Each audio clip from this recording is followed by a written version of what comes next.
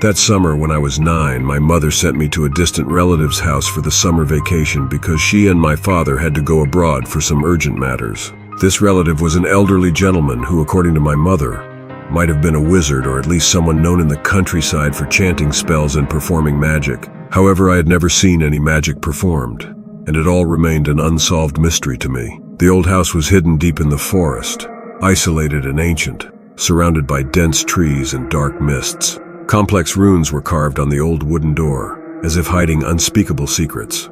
As a curious child, I had no clue about the wild ride I was in for. Every day, I was forbidden to enter the so-called dangerous forest and strictly ordered not to leave my room at night due to the rumored nocturnal visitors. But one stormy night, driven by curiosity, I secretly pushed open the heavy wooden door and stepped onto the winding, mysterious mountain path. The wind howled through the trees and the leaves rustled in the night, with distant thunder roaring as if the sky was angry.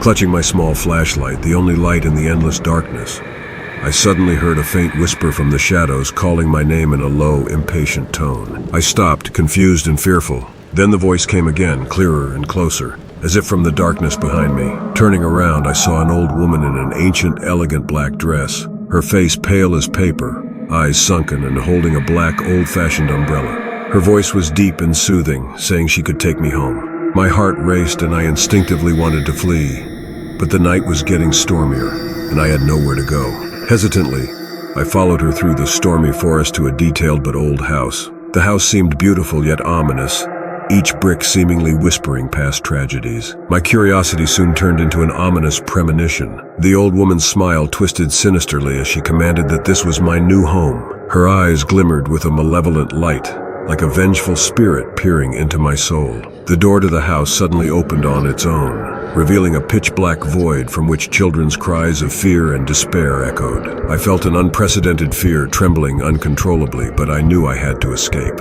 As I desperately struggled to break free from her grip, thunder boomed, lightning tore across the sky, illuminating her twisted, hateful face. Her eyes were filled with madness and cruelty, her mouth spewing cold air, and the black umbrella in her hands seemed to control the surrounding wind and rain. I felt trapped by the dark powers, unable to escape. Just when all hope seemed lost, a distant call from my relative echoed. I ran towards the familiar voice with all my strength. As I ran, I glanced back to see the old woman stop, her eyes filled with frustration and rage. She seemed fearful of my relative and dared not come closer. After that night, throughout the summer, I could always see the black umbrella waiting silently outside through the window, a never-ending nightmare.